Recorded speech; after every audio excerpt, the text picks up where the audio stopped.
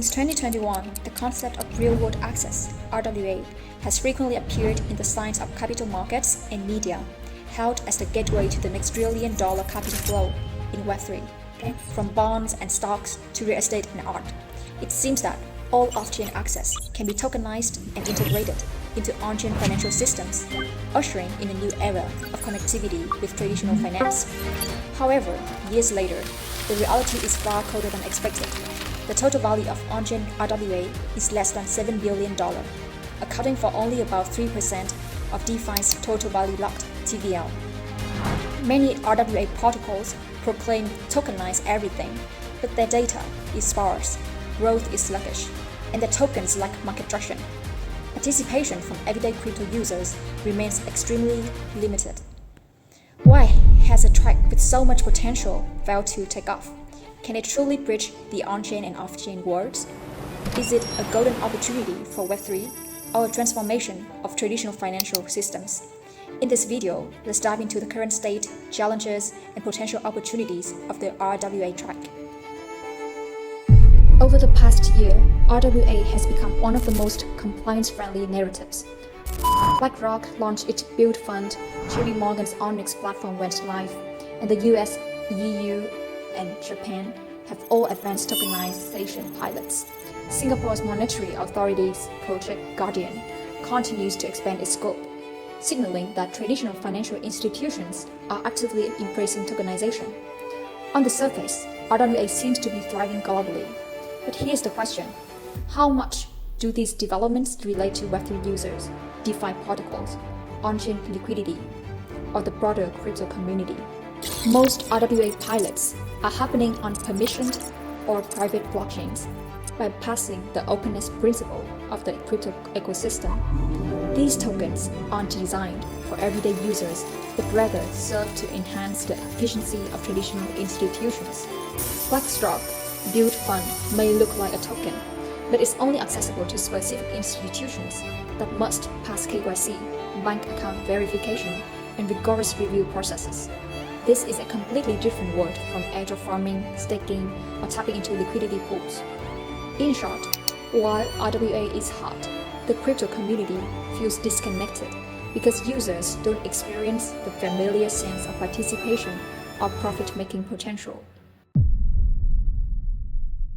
In theory, DeFi's essence is financing substitution. Users without access to traditional financing channels use on-chain access as collateral to gain liquidity. RWA, however, works in reverse. Those who own real-world access are typically credit-worthy traditional financial institutions that can borrow at ultra-low rates. They have little need for crypto's high-risk, high-volatility liquidity systems. Imagine an institution holding high-grade US Treasuries. Would they tokenize those access to borrow at a 7% annualized rate on-chain while risking USDC pegging? Most critically, most off-chain access carries strong legal attributes. Think debt claims, revenue rights, property titles, or custodial agreements. These can't be resolved with a single smart contract to handle delivery or ownership verification. Many RWA protocols today merely record asset information on-chain without addressing core issues like ownership rights, liquidation execution, liquidity, or legal enforceability. As a result, many so-called RWA tokens are little more than shells. They appear to map access but lack secondary market liquidity and user trust. Among all RWA narratives, only one has achieved meaningful scale: tokenized US Treasury, T-bills. Why does this work?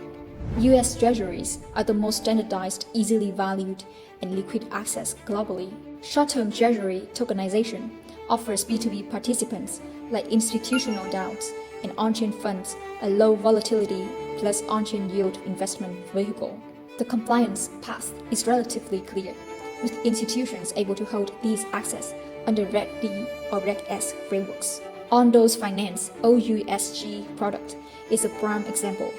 It tokenized treasuries, allowing users to subscribe with USDC and redeem anytime, but it targets B2B users like DAO treasuries, on-chain funds, and stablecoin protocols. Currently, T-bill-based RWA products have surpassed $1 billion in TVL, making them the most practical model within RWA. Ondo leads the pack, while traditional giants like BlackRock, Franklin Templeton, and Superstate are also experimenting with tokenized treasuries. However, their characteristics also mean they lack speculative appeal.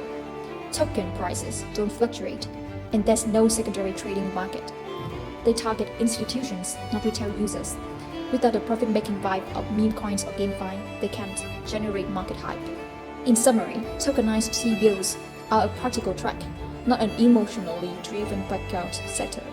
They align with RWA's core, serving structural needs, not fueling bull market frenzy. To push RWA to the next stage, 3 questions must be addressed. How do legal systems recognize the rights embedded in tokens? How can issuers design compliance structures that navigate cross-border regulations? And who will provide clearing, execution, and custodial mechanisms for RWA tokens? These aren't technical problems, they are architectural ones. Some projects are already tackling these pain points at the protocol layer. ERC 3643, embedding identity verification, permission controls, and legal requirements into token standards. OpenTrade Maple, designing on-chain debt liquidation processes to match accountable RWA issuers. Canto V2 Berachain Layer N, building native support for KYC, AML, and risk controls to enable secure, compliant on-chain operations for institutional access. If the past few years of RWA were about the narrative of asset types, the next phase will shift from asset tokenization to chain institutionalization. Whoever can build stable, compliant, and efficient infrastructure will hold the key to RWA's long-term dominance. Asking whether RWA is worth investing in is a false question. RWA isn't a meme coin, an airdrop track, or a small cap pump and dump play. It's a deep restructuring of financial architecture, long cycle, slow moving, and complex, driven by institutions and builders. It may not make you 10x returns overnight, but it determines whether Web3 can handle global sovereign capital flows and become part of the mainstream finance. RWA will explode in a wave of hype, but it will take root in structural change. For those truly focused on crypto's long-term evolution, RWA is a transformation worth watching and worth participating in.